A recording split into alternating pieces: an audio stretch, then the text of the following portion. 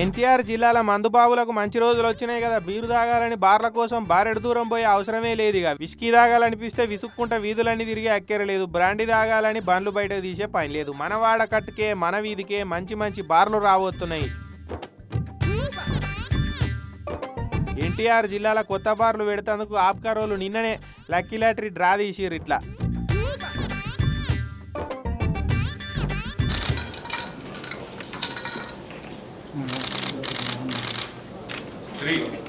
జిల్లా అంతటా తాగుబోతులకు తక్లీఫ్ లేకుండా చేసేందుకు 140 కొత్త బార్లకు నోటిఫికేషన్ ఇచ్చారు.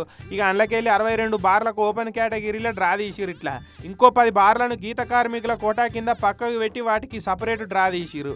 అయితే 140లో 68 బార్లకు ఎక్కువ డిమాండ్ ఏం రాలేదట.